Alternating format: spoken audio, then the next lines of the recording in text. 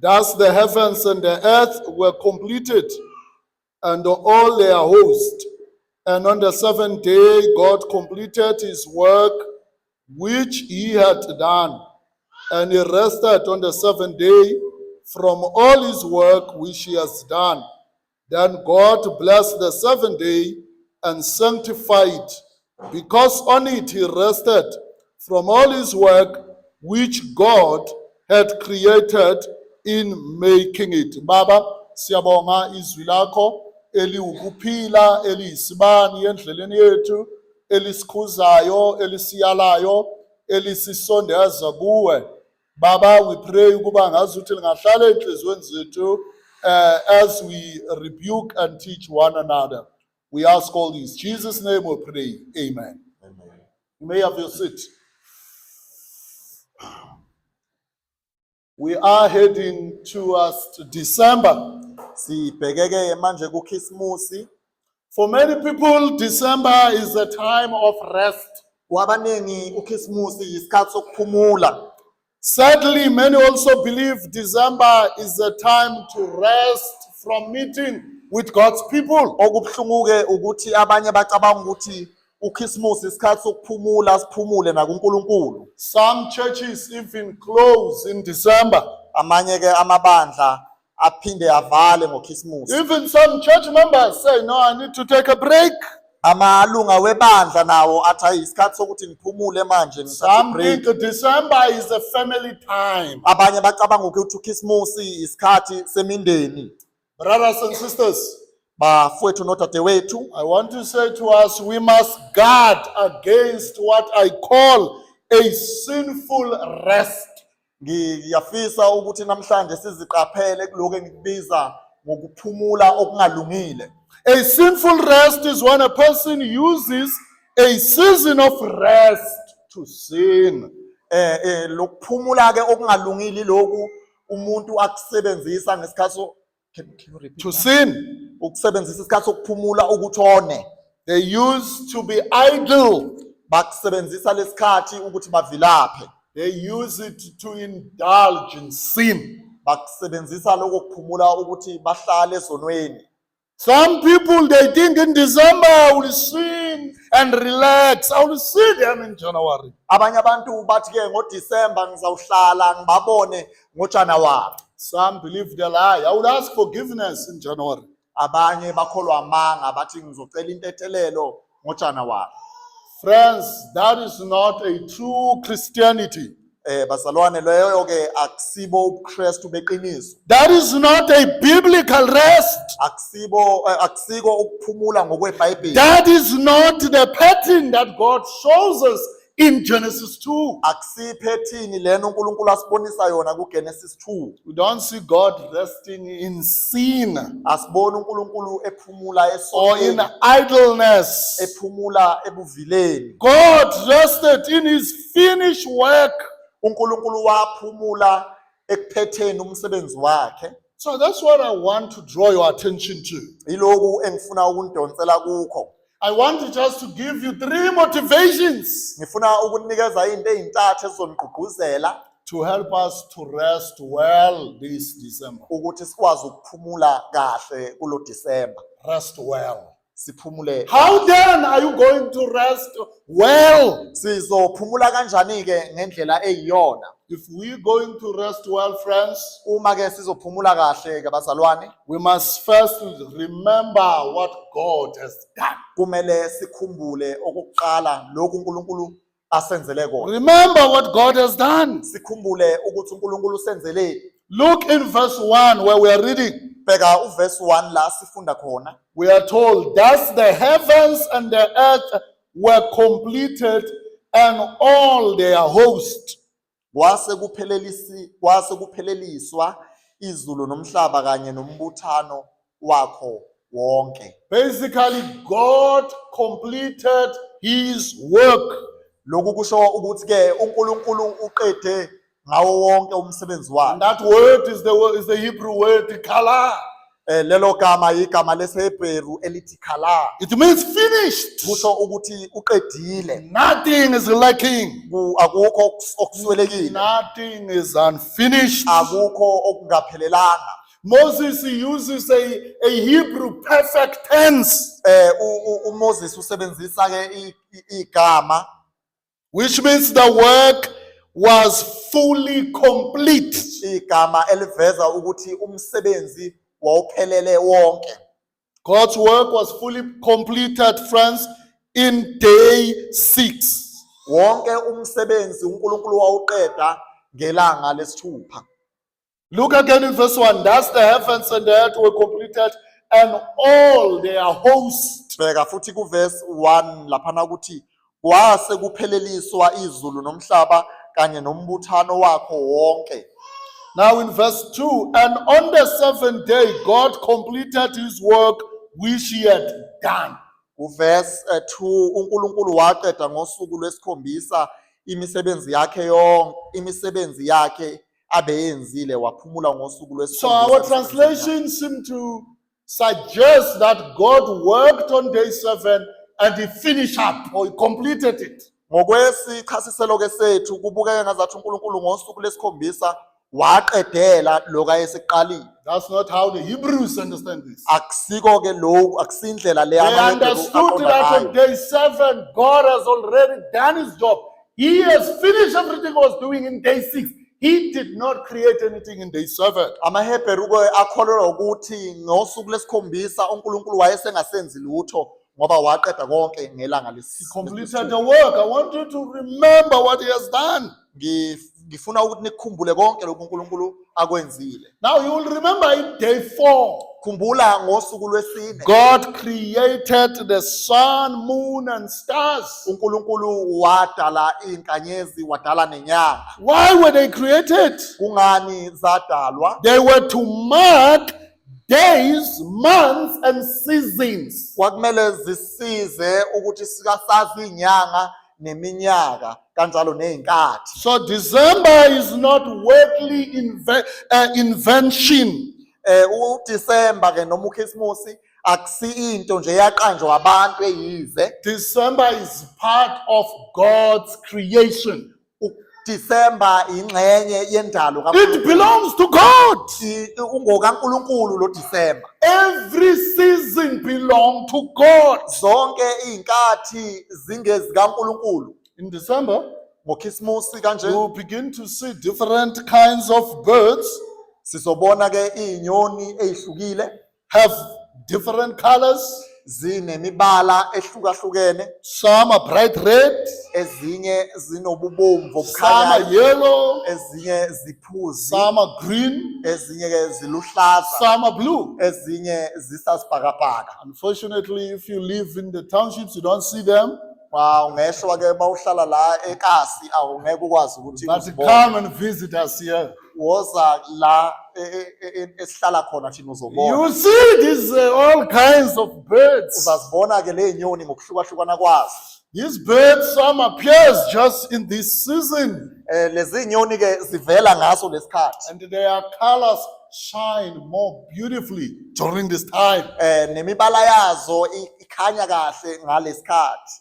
God never runs out of colors. uNkulunkulu ke akayisweli imibala. There's no year where God says, I don't have a paint to paint these birds to look like this. Akanawo kunyaka uNkulunkulu asho ngawo ukuthi anginawo umbala kulonyaka enzenza ngazo. God, you always provide. uNkulunkulu uhlezi yenakho. He always decorates his creation. Uhlezi ehlobisa kahle indalo Friends, yakhe. this shows us his completion.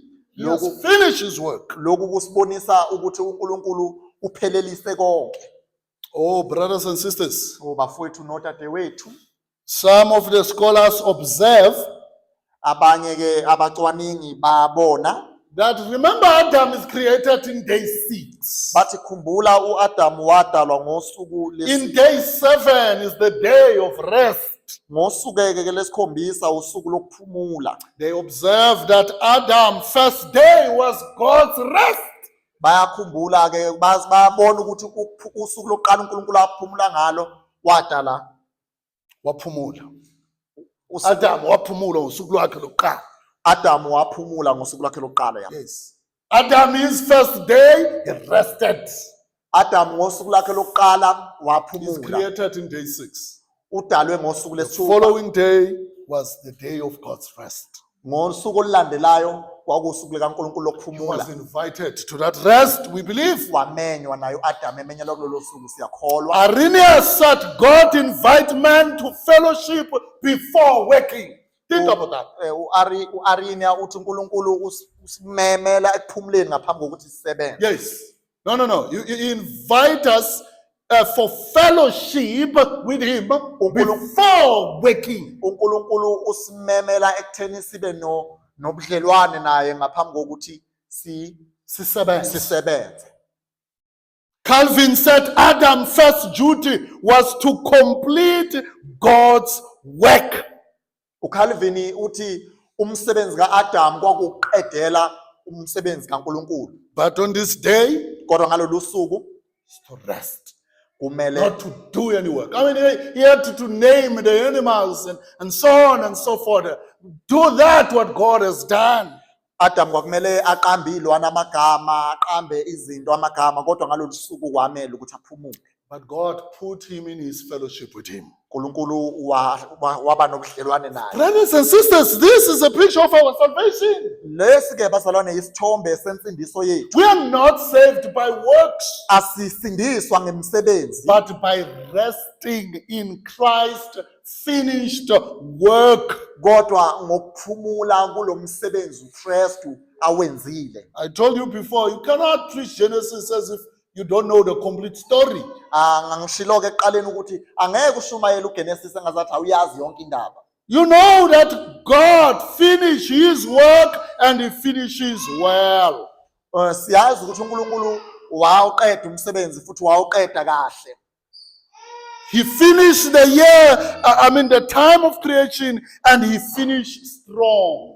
uNkulunkulu waqeda ukudala yonke indalo wayiqeda esesenamandla. God didn't finish with a weak day. He finished by creating man. uNkulunkulu akaqedanga ukudala ngento ebuthakathaka, waqeda ngomuntu ukudala. So what will be our rest then, friends? Yini ke ezoba ukuphumula kwethu bazalwane? Again, at the end of the time, at the end of December, we are reminded that we are now done. NgoKhisimusi kanjena ngoDisemba siyakhunjuzwa ukuthi manje siqedile. But you must ask yourself these questions. Nanku kumbuzo kumele uzibuze wona. You know, in December, we are expecting reports from our kids from school. NgoKhisimusi kanjena silinda imiphumela yabantwana bethu We evela esikolweni. assess their marks. Sibheke ukuthi bezimisele kangakanani. Why did you do like this year? Ungani wenze kanjena Must lana? improve here. Kumele lana uzimisele unyusa amasokisi. How about your own report? Uthini ke wena ngeyakho imiphumela? How is your spiritual report? Ithini imiphumela yakho kamoya? How many people did you share the gospel with this year? Kulonyaka mawubheka ushumayeza abantu abangaki? Who did you disciple this year? Bangaki obafundisile? Who did you pray for? Ukhulekele bani? Who did you encourage? Ugqugquzele bani? Who did you rebuke in love? Ubani omkhuzile How umkhuzile did I serve the Lord this year? uyikhonze kanjani inkosi kulonyaka? The end of the year is not only for school reports. Ukuphela konyaka akusiko nje kwama report ukuphela konyaka. It is also for spiritual reports. Kungokuthi futhi sibheke ukuthi injani imiphumela yethu kamoya. When we look at this completion, God finished his work. Uma sibheka ukuthi uNkulunkulu uqedile waqeda umsebenzi We have wakhe, to remember, our work is going to come to an end. kumele sikhumbule futhi ukuthi nathi imisebenzi yethu iza kupheleliswa. Paul said, I have fought a good fight. Pawuli uthi ngilwile ukulokuhle, I have kept the faith. ngigcinile ukukholwa. You can fight, Ungalwa but not fight well. ulwe kodwa ungalwi kahle. You can finish the year, ungawuqeda unyaka but not keep the faith. kodwa ungagcini There are ukukholwa. many who have lost the faith at the end of the year. Baningi kakhulu abalahlekelwe ukukholwa ekupheleni konyaka, They didn't fight well. abazange balwe kahle. So what do you remember, my friends? Yini ke kumele uyikhumbule? God finished his work. Ukhumbula ukuthi uNkulunkulu uqedile He umsebenzi said wakhe. it's done. Uthi ngiphethile, He's finished. uqedile. But number two, Okwesibili, he didn't just complete his work. akazange aqede nje umsebenzi wakhe, God ceased from his work. uNkulunkulu waphumula emsebenzini wakhe. God ceased because the work was done. That's number two. uNkulunkulu wagcina ngoba umsebenzi wawusophelele. It's not that God stopped working because he was tired. Akusho uNkulunkulu akaphumulanga ngoba wayekhathele. In Genesis 2:2. Genesis 2 verse 2. On the seventh day, God ended his work which he had done, and he rested. Ngosuku lesikhombisa imisebenzi yakhe abeyenzile waphumula. The word rested is the word Sabbath or Shabbat. Le gama elithi waphumula igama elithi sabatha, It means to cease or stop lisho ukugcina noma ukuqeda because the work is complete. ngoba umsebenzi uphelile. It does not mean God was tired. Akusho ukuthi uNkulunkulu In wayekhathele. Isaiah 40, verse 28, Isaiah 40 verse it 28 says, God never grows weary. lithi uNkulunkulu akadinwa akakhathali. Friends, he ceased because there was nothing left to improve. uNkulunkulu waqeda ngoba waphumula ngoba akukho kwakusela ukuthi Nothing aqedele. left to add, Akukho kwakumele akungeze, nothing left to repair. kwakungasekho lutho ukuthi Akulungisi. akulungise. It's done. Uqedile. In Hebrews 4, uHebheru 4 tells us that God's rest is not only what we see in history that God rested.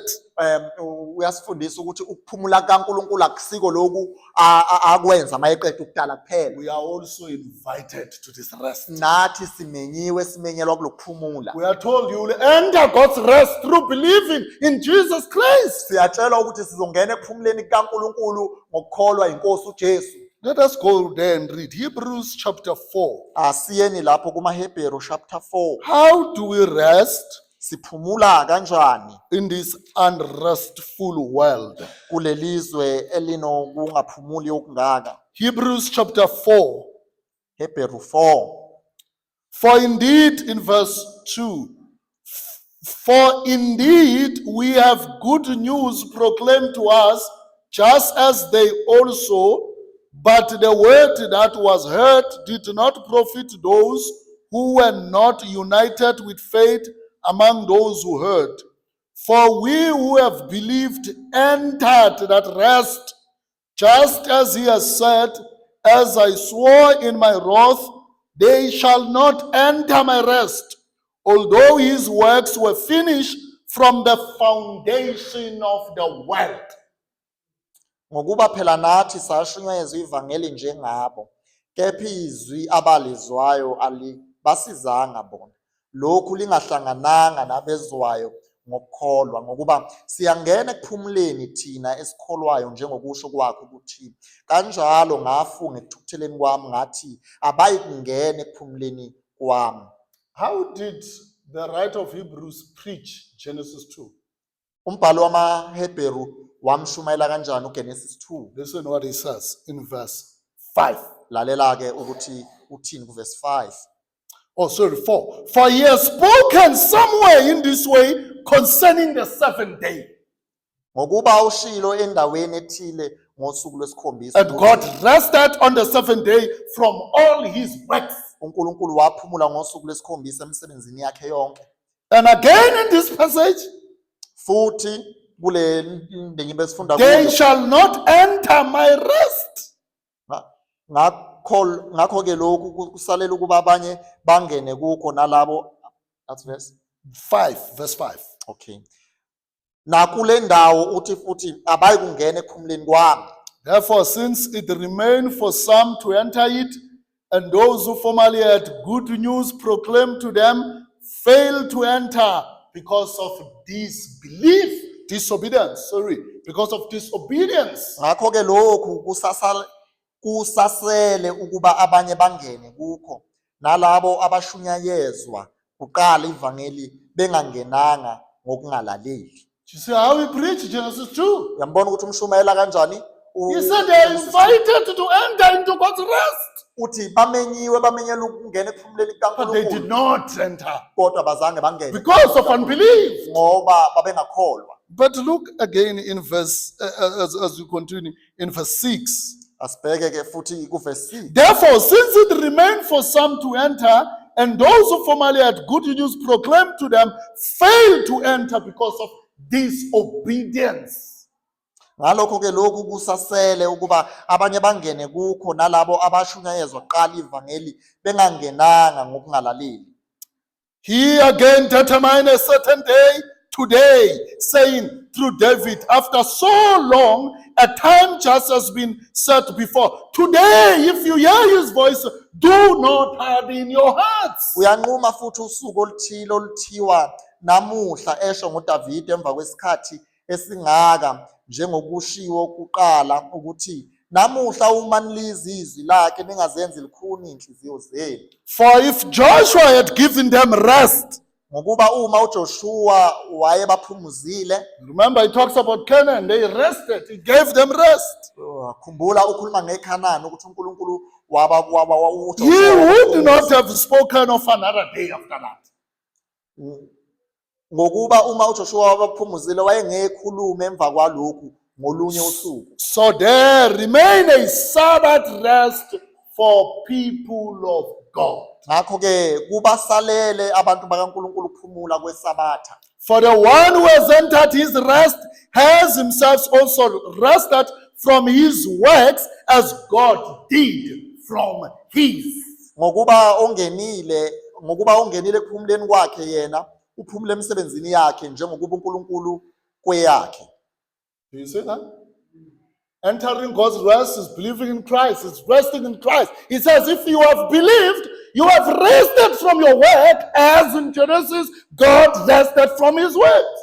Uthi ke uma ukholwa uJesu Kristu usungene ekuphumuleni kaNkulunkulu njengoba uNkulunkulu aphumula naye kuGenesis chapter 2. Therefore, what does it mean to rest and not to cease from your work? What does it mean? Kusho ukuthini ke ukuphumula noma uqeda ukungena ekuphumuleni? Brothers and sisters, Bafowethu nodadewethu, Christ actually invites us. uKristu uyasimema.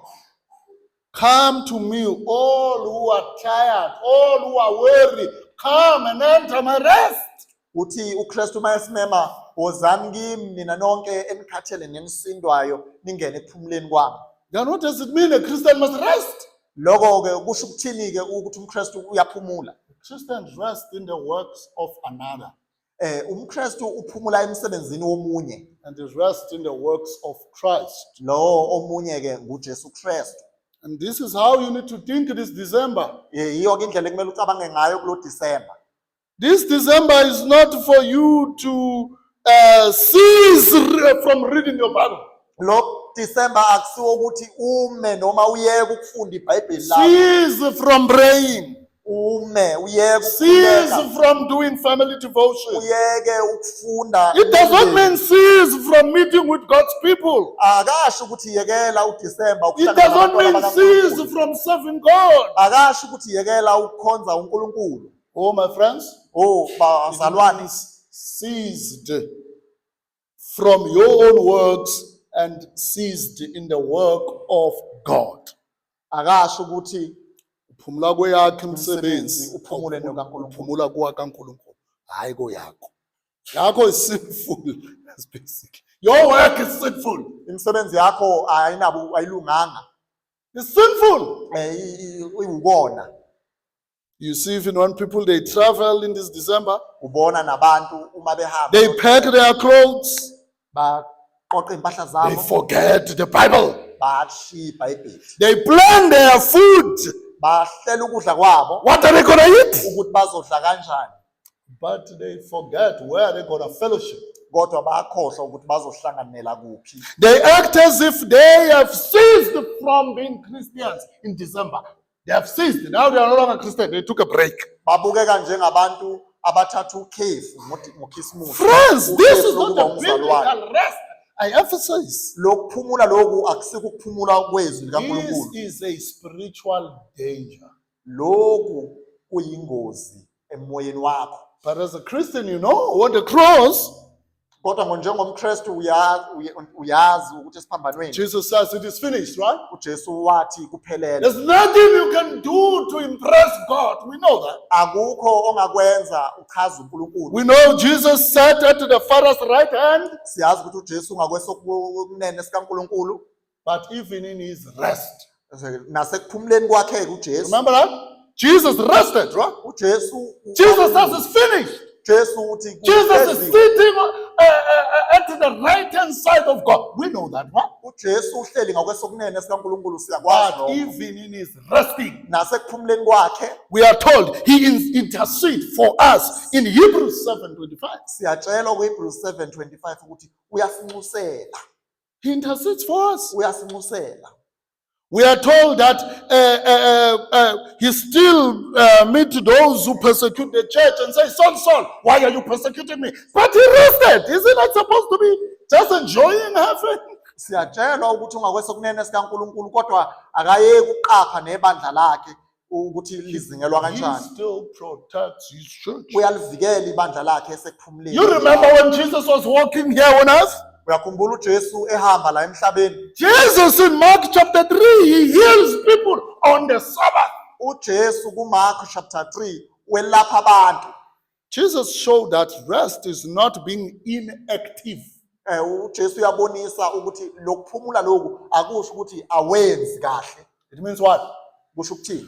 Resting in God. Kusho ukuphumula kuNkulunkulu. Rest is enjoying God while doing God's work. Ukuphumula kusho ukuthokoza ngoNkulunkulu ekwenzeni umsebenzi wakhe. Look in Galatians chapter 6. Bheka kuGalatia 6. Galatians chapter 6 verse 9 and 10. And let us not lose heart in doing good, for in due time we will reap if we do not grow weary. So then, while we have opportunity, let us do good to all people, and especially to those who are of the household of faith. Kepha masingakhathali ekwenzeni okuhle ngokuba siyakuvuna ngesikhathi esifaneleyo uma singadangali. Friends, this December is not, oh, I'm tired. Lo December kakusiwo ukuthi ngaze Oh, I need rest. ngidinga ukuphumula. That does not mean you are being weary in doing good works. It does not mean that. Akusho ukuthi ukhathala, ukuphumula kusho ukuthi khathala ekwenzeni kahle. It doesn't mean that. Akusho lokho. But also, Futhi it does not mean you need to try to earn your salvation, akusho ukuthi ke sebenza uthi usebenzele trying inhliziyo to yakho. impress God, Uthi uzama ukuthi wena uchaze uNkulunkulu. trying to justify ourselves, Uzame make us acceptable before God. uzama ukuzenza owamukelekile, usenze owamukelekile kuNkulunkulu. Oh, my friends, Bazalwane, resting ukuphumula does not mean you rest from pursuing holiness. akusho ukuthi uphumula ekufuneni ubungcwele. In 1 Peter chapter 1 verse 15, you still need to pursue holiness. Ku-1 Peter 15 kumele 1 Peter chapter 1 verse 15. 1 Peter 1:15 kumele ufune So ubungcwele. even in December, you Nangokhisimusi pursue holiness. uyafuna The way you ubungcwele. are pursuing holiness in January is still the same way to pursue holiness in December. Indlela ofuna ngayo ubungcwele ngoJanuwari indlela ekumele ufune ngayo. How are you pursuing holiness in January? Wawufuna kanjani ubungcwele ngoJanuwari? Keeping the spiritual disciplines, Wawuziqeqesha meeting ngokukamoya. with God's people, Hlangana nabantwana bakaNkulunkulu. encouraging one another, Sigqugquzelelana, praying for sivuselelana, one another, sikhulekelana, rebuking one another. sikhuzana. Now comes December. Manje You are a lone ngokhisimusi. ranger. A lone ranger. manje Hamba wedwa, komehla yodwa. you are a lone ranger. Come December now, you forgot that your enemy is the devil. He walks around. He sends someone to devour. You forgot in December. NgoDisemba uyakhohlwa ukuthi uSathane isitha sakho sihamba njengebhubesi elifuna elingamgwini. You thinking Satan also went on vacation? Ucabanga ukuthi uSathane uvakashile It's ngoDisemba? December. He say, no, ziphi ikhwama. Ucabanga ukuthi uSathane ngoDisemba uthi angiphumule? Siye Durban. We are going to Durban. Siyahamba manje. We are going right now. You thinking that's what devil is doing? Ucabanga ukuthi uSathane yiko lokho No, akwenzayo? that's not what he's doing, my friends. Akusiko lokho akwenzayo. He's working, Uyasebenza. still seeking someone to devour. Ufuna angamgwinya. No, my friends, you don't rest in praying Asiphumule emkhulekweni. day and night, Usuku nemini seeking the face of God. sifuna ubuso bukaNkulunkulu. We don't rest We asiphumule. with resting in what God has done. Siphumula kuloko uNkulunkulu akwenzile. We don't rest in fellowshipping with other believers. Asiphumule ekuhlanganyeleni nabanye We abazalwane. don't rest in worshiping God. Asiphumuli ekudumiseni We uNkulunkulu. continue serving God, serving others. Actually, December is a more opportunity for me and you to serve one another. It's a good opportunity. Kahle kahle uDisemba yithuba elihle lokuthi sikhonze uNkulunkulu sikhonzane nathi. Good opportunity because we are available. Yithuba elihle kakhulu ngoba siyatholakala. During the year, I'm working. Now you are available. Phakathi nonyaka ukhala ngumsebenzi manje uyatholakala. Rest in God. Phumula kuNkulunkulu. Remember what He has done. Khumbula akwenzele kona. Remember He stopped His work. Khumbula ukuthi But wami that emsebenzini does yakhe. not mean He stopped working in our lives. Ukuthi wami emsebenzini yakhe akusho ukuthi wami ukusebenza empilweni zethu. Now we are told God, number 3. Manje ke siyatshela ukuthi uNkulunkulu ku number 3. Look in verse 3. In Genesis 2, verse 3. Bheka ku Genesis 2 bheka iverse lapha Then ngalesi God blessed the seventh day and sanctified it. Say, wait a minute. I thought he has ceased. ngicabanga ukuthi uNkulunkulu uqedile uphumlile. So what is happening now in verse 3? Then God blessed the seventh day and sanctified it because on it he rested from all his work which God had created in making it. Ngoba ngithi uNkulunkulu uphumlile manje wenzani ku verse 3? uNkulunkulu wabusisa usuku lwesikhombisa walungcolisa ngokuba ngalolo suku waphumula emsebenzini yonke. God, he consecrated this day. uNkulunkulu Make it holy and bless it. lolu suku uNkulunkulu walungcolisa. God set the seventh day apart for himself. Usuku lwesikhombisa uNkulunkulu wazikhethela lona He elikhethela blessed yena. this day Walungcolisa and he sanctified it. walibusisa walungcolisa lolu suku. Friends, this is to put it up, set it apart. Lokhu ke ukungcolisa kusho ukuthi Mark it as holy. This is a holy day. walibiza ngokuthi usuku This is a day is dedicated to God. usuku olungolukaNkulunkulu. The seventh day is God's day. Usuku lwesikhombisa usuku lukaNkulunkulu. Day. Usuku It's God's time. isikhathi sikaNkulunkulu. Friends, it's God's pleasure. Intokozo kaNkulunkulu. God bless it. uNkulunkulu wabusisa. Adam did not set this day apart. Adam akusiwuye wakhetha lolu suku. God did. uNkulunkulu nguye owayenza. It is lolu his suku. day for his glory. Usuku lwenkazimulo yakhe. Friends, God's rest is a holy rest. Ukuphumula kukaNkulunkulu bazalwane ukuphumula okungcwele. It's not a lazy rest. Akusiko ukuphumula kokuvilapha. It's not a sinful rest. Akusiko ukuphumula. It's not a fleshly rest. Akusiko ukuphumula kwenyama. That's what people think about December. Abantu ke bacabanga kanjalo ngoDisemba. It's time to feed my flesh. Isikhathi sokuthi ngigcwalise inyama yami. Friends, December is not being worldly. uChristmas noma uDisemba akusisikhathi sokuthi ube uyizwe. It's a holy rest Ukuphumula okungcwele that is centered on God's rest. okuzungeza kuNkulunkulu. If it doesn't surprise you, so Christians surprise you in December. AmaKristu kwazi ukumangaza manje The songs that were not playing throughout the year, now December is an opportunity for those songs. le ngoma bebengadlala unyaka wonke manje ngoDisemba bayadlala. The things they were not eating, December is the opportunity to eat. Izinto abebengazidli It's just ngoDisemba for bazidla. flesh. Ezenyama nje, It's just for flesh. inyama Feeding the flesh with bafida the false hope ngethemba it lamanga will rest. ukuthi No, it will never rest. bazo The flesh will never rest in sin. inyama esoze yaphumula esonweni. Never. Ngeke. The Puritans will say, you will find rest until you find, you will not find rest until you find your rest in God. Ama-Puritans athi ke angeke ukuthola ukuphumula uze ukuthole kuNkulunkulu. The rest you'll find it from God.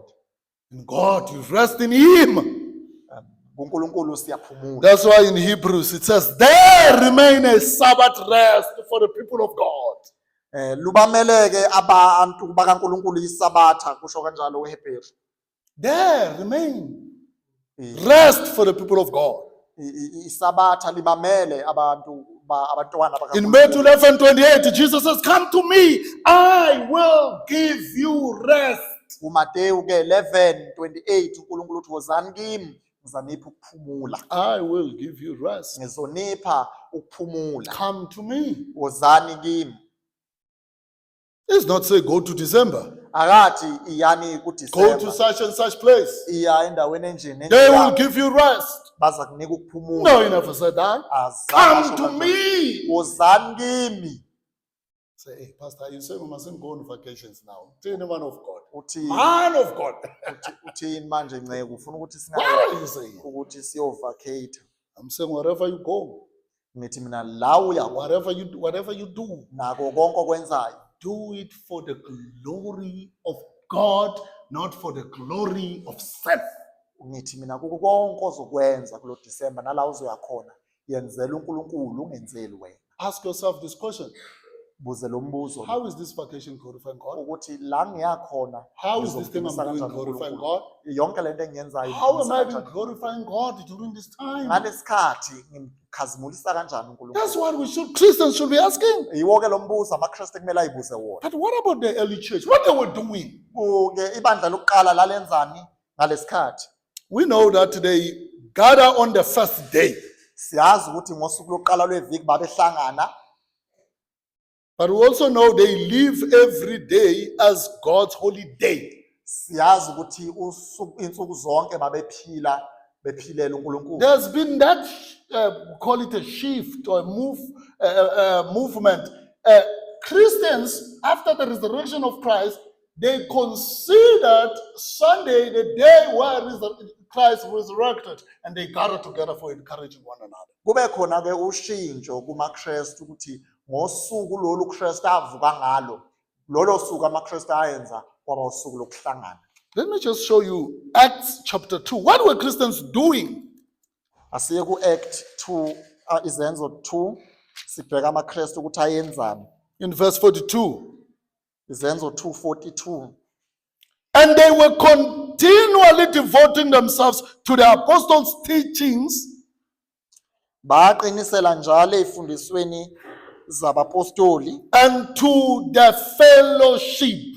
nasekuhlephuleni nasekuhlanganeni. Continually in fellowship. Njalo babehlangana. What does that tell us? Kusho ukuthini ke lokho kithi kusitshela December, we shouldn't be strangers to one another.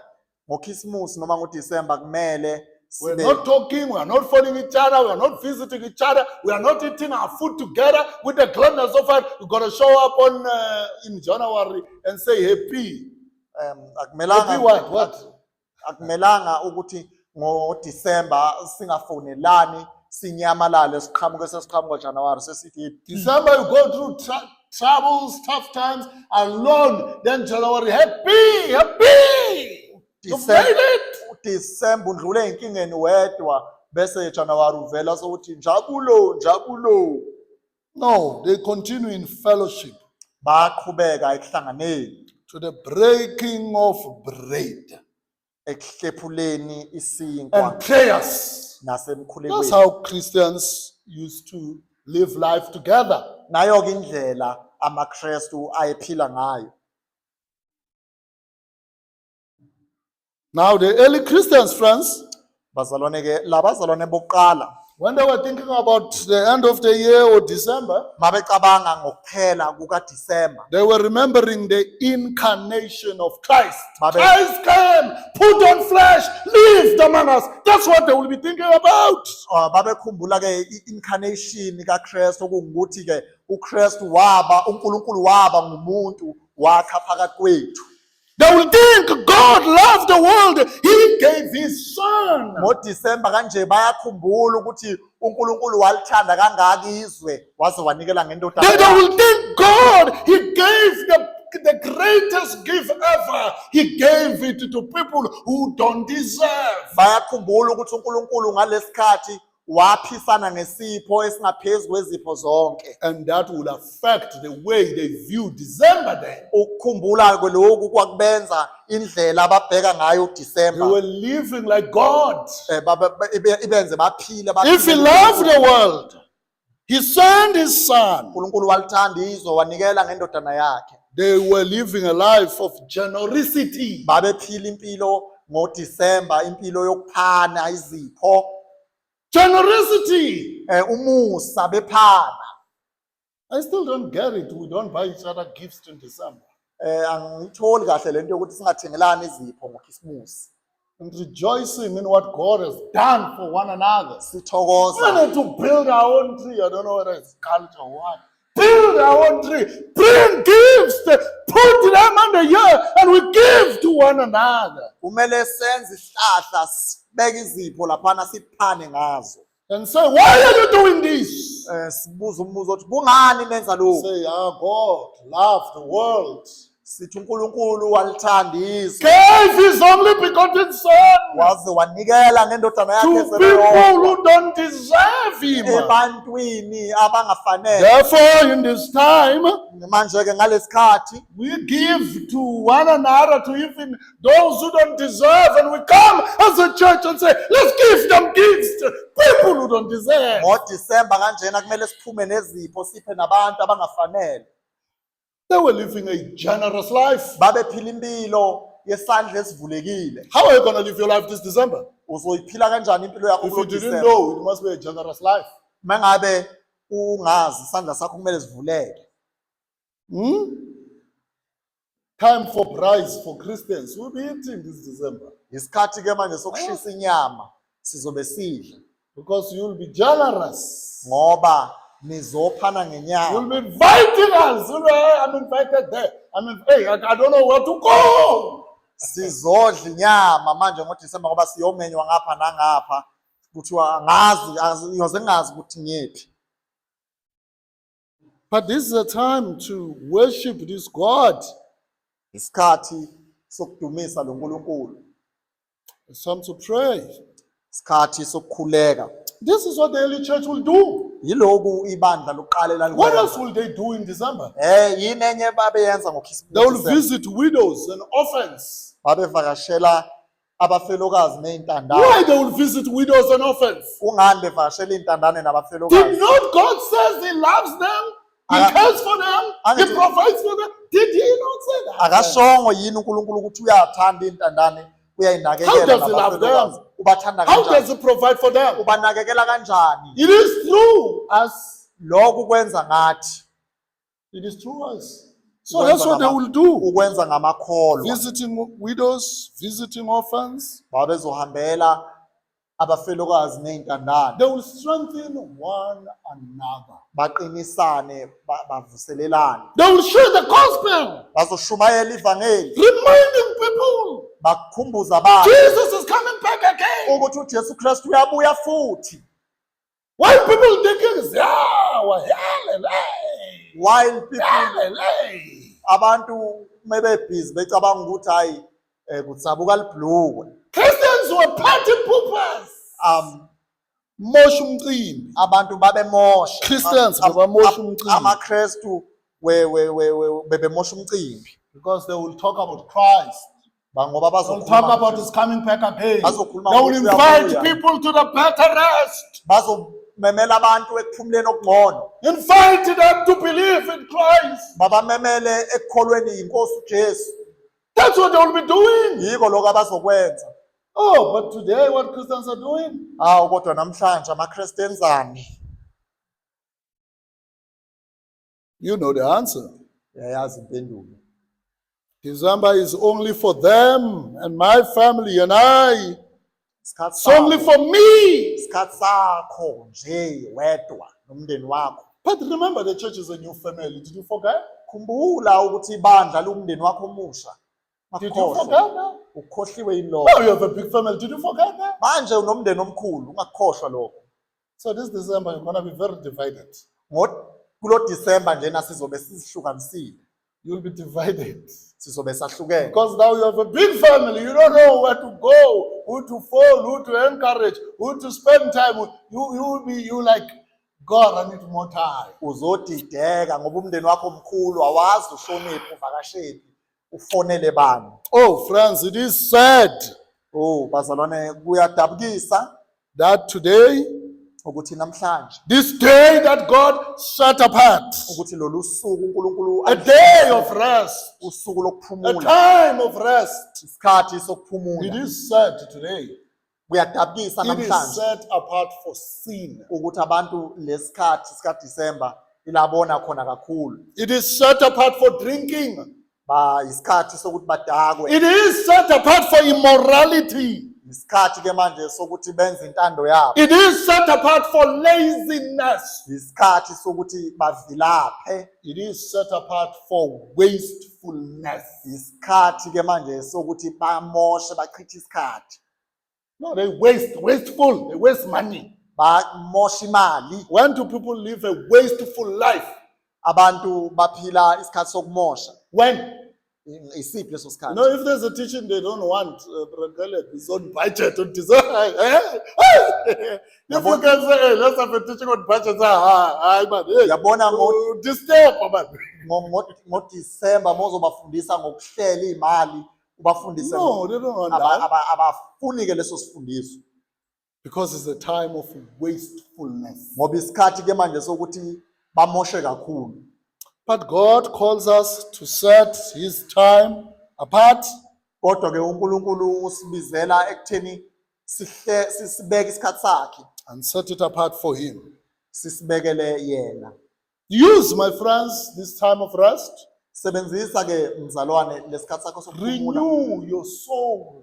vuselela umphefumulo wakho Draw near to God. sondele kakhulu kuNkulunkulu Catch up on your Bible reading plans. bheka ihlelo lwakho lokufunda iBhayibheli Repair relationship with believers. lungise ubudlelwane bakho nabazalwana Use abakholwayo this time wisely. sebenzisa lesikhathi sakho kahle Rest well. phumula kahle How are you going to rest well? uzophumula kanjani kahle Evangelize your family members. shumayeza ihlobo Be zakho intentional. bana nenhloso Think about how we're going to invite them and evangelize them. thola indlela yokuthi uzobamema kanjani They visit you. They're going to bayakuvakashela come to your house. bazoze endlini That's not the time to close the family devotion. akusiso ke isikhathi sokuthi uvale iBhayibheli They are there sebelapho with their children. nabantwana babo Say, no, here we have a culture here. batsheleke ukuthi lana ke sinomkhuba la At this time we eat ngalesikhathi ke siyadla and now we pray together bese ke sikhuleka ndawonye and we'll read the scriptures together. bese sifunda imibhalo I mean, sisonke they stay with you, do it. uma behleli nawe Sometimes they send their children to come and visit you. kwesinye isikhathi bathumela abantwana babo ukuthi bazokuvakasha Here is an opportunity to share the gospel. Rest and rest well, Christian. yilo kithuba ke lelo lokuthi ushumayele ivangeli phumulani kahle amaKristu Christians just want to play amaKristu kafuna ukudlala ke and do nothing. bangenzi lutho Rest well. phumulani kahle Christ says, my Father is working, I am working. uJesu uthi ubaba wami uyasebenza kuze kube manje nami ngiyasebenza Everywhere you go, yonke indawo la every uyakhona vacation trip you go, yonke indawo Pray. evakashelayo God, give me an opportunity to have a gospel conversation with someone. Khuleka uthi Nkosi ngiphi ithuba lokuthi ngibe nengxoxo nomuntu ngawe. God does not stop saving people in December. uNkulunkulu akayeki ukusindisa abantu. As you are ngoDisemba. busy with your kids, you do that game and you are standing there with parents, pray for gospel opportunity. Share the gospel with them. Mawuloku uhleli nemndeni wakho nabantwana bakho khulekela ithuba ukuthi uNkulunkulu alivule lokuthi ushumayele ivangeli. Everywhere you go. Yonke indawo lawe uhamba. Jumping into that bus that goes all the way to KZN. Pray for the person you are sitting next to. You have 6 hours. Share the gospel. Uma ungena kuleli bhasi uya eNatali noma kuphi, khulekela ukuthi lo muntu ozohlala naye u6 hours athole iqiniso ngawe. Christians, MaKristu they rest bayaphumula. in consecrated day. Aphumula ngosuku oluhlele olukhethiwe. God set it apart. He blessed that day. It's Unkulunkulu- holy. uNkulunkulu lolu suku walibeka walungcwelisa. Amen. That's how we need to think this December. Yiyo ke indlela kumele sicabange ngayo ngoDisemba. That's why I couldn't wait for December. You may go before I cover it. I said I must put it in now. Ingakho bengigijimisa ukuthi uDisemba mayefika angithole ngilanga kwazi ukufundisa ngalokho. Preparing us. Silungele ngimlungise ngimlungisele. The devil has already planned for you. Sathane seqedile vele So now he's ukumhlelela. going to be disappointed. Manje uphoxeke kakhulu Because the trajectory of your life is going to change this December. Ngoba- Praise the Lord. ngoba impilo yakho manje izohamba ngohlelo. Now you're going to rest well. Manje uzophumula kahle. Now you're going to pray well. Manje uzokhuleka kahle. Now you're going to remember that I am a person who lives for God. It doesn't matter the time. I live for God. When I eat, when I drink, I do everything for the glory of God. Manje ukhunjuziwe uzokhumbula ukuthi wena umntwana kaNkulunkulu futhi konke okwenzayo kumele ukwenzele udumo lwakhe. Our Father and our God, we thank you that we can look what you have done. We can do all arguments on should we rest, should we not rest, which day of our rest, which day is not. But we are certain, we are sure that our rest is in the person. It may not in days and place, but is in Jesus Christ. Therefore we pray, Lord, we desire to rest well this December. We pray may it not be like other December, where, Lord, we're focusing on ourselves and flesh and the things of the world. We pray that, Lord God, you will reset our life. You would help us spiritually. Lord, you will grow us. We pray, Lord God, will be more and more like our Savior, Jesus Christ. Lord, we pray. We pray you'll help us to discipline our flesh. We pray that, Lord, you will help us to uplift the spirit, to feed, Lord, the spirit with your word. God, we ask all this. In Jesus' name we pray. Amen.